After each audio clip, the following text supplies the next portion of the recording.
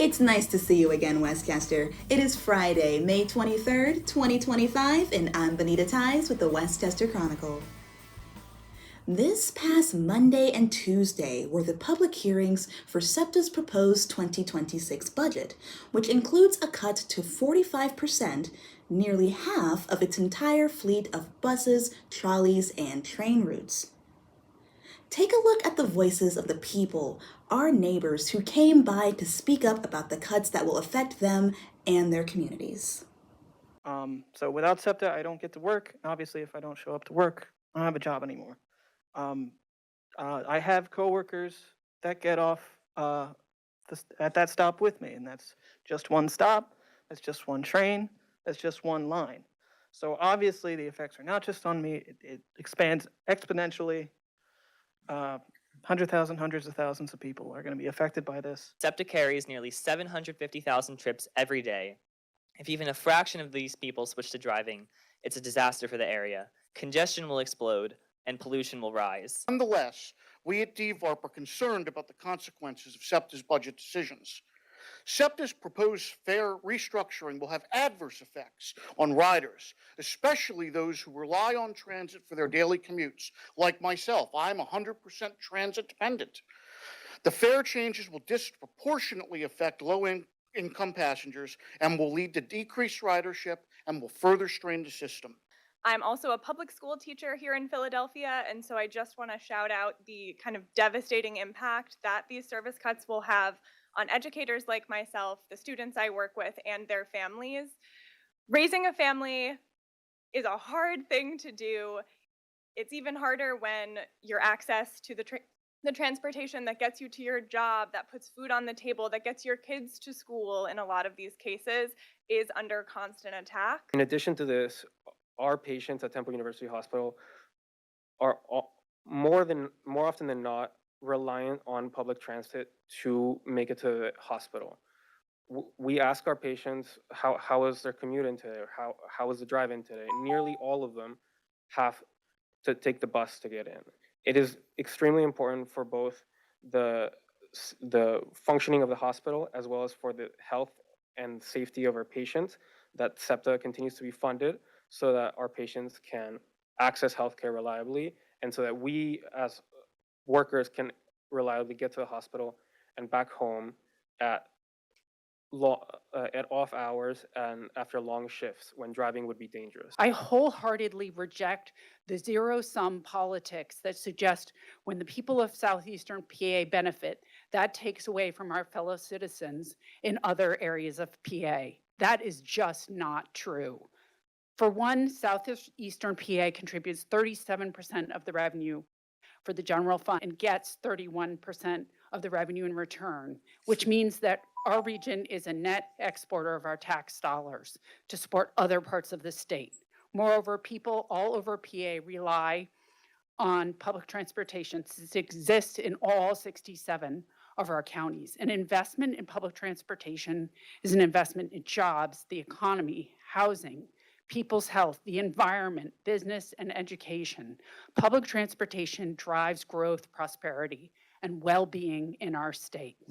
Though the hearings have concluded, public comment is still open until 5 p.m. on May 28th.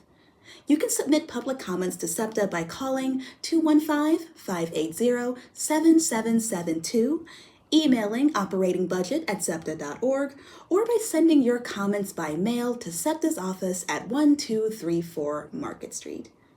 Don't forget to include your name, zip code, and your message. You can find out more information about SEPTA's cuts by going to septa.org/fundingcrisis. This Tuesday was the 2025 primary election. The only contested election was in Ward 7, where, according to the preliminary vote total, challenger Lisa Kearns came out ahead of endorsed candidate Lisa Bryant Conforti, 263 votes to 114. That means the candidates from the Democratic and Republican parties are set for the general election on Tuesday, November 4th. On the topic of the candidates, we regretfully have to inform you that we need to make a correction to our previous campaign finance report. We accidentally used the photo for Neil Kling, candidate for Chester County Judge, in place of Tom Hitsidious, candidate for Chester County Coroner. We have updated the picture in his campaign finance summary scorecard to the correct one. If you would like to vote in the upcoming general election in the fall, you can register to vote anytime at vote.pa.gov. Emily is out this week, so here's OCL with the upcoming weather. It's lovely to see you again, Westchester. I'm OCL Hicks, filling in for Emily Gaughan with your local forecast for the week ahead. There will be a high of 61 on Friday, going down to a low of 55. No rain, but we are seeing lots of clouds overhead as well as steady winds which will carry on throughout the weekend.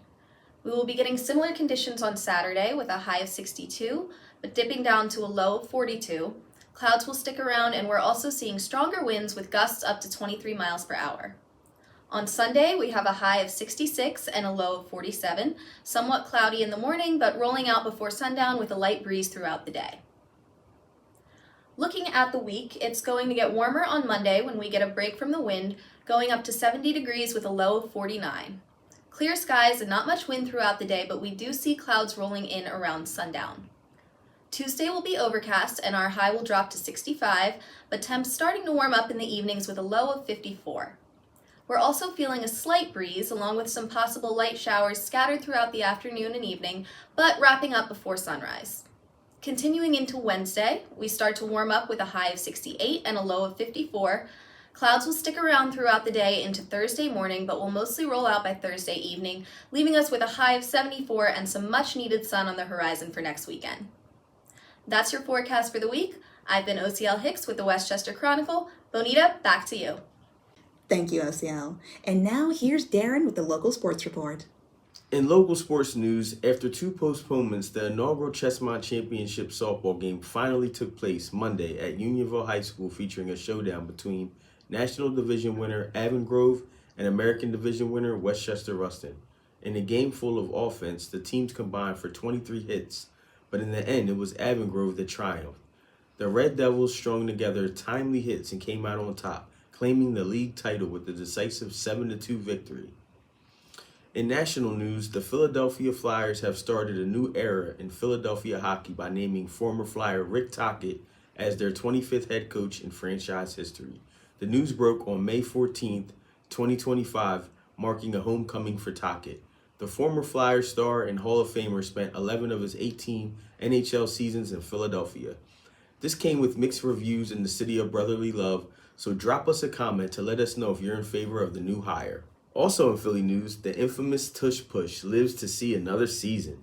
The controversial play mastered by yours truly, the Philadelphia Eagles, was voted on today in Eagan, Minnesota. The vote came in short by just 2 votes for a total of 22 out of 32 votes for the band.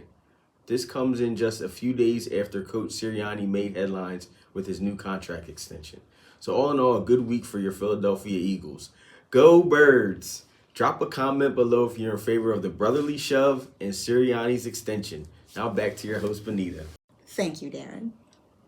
And finally, this week, Westchester Mayor Emeritus Dr. Clifford D. Baptiste turned 101 years old.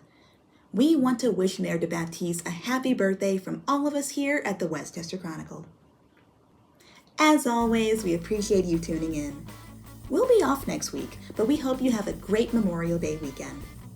Thanks to your continued support, our team has grown and we look forward to bringing you even more coverage.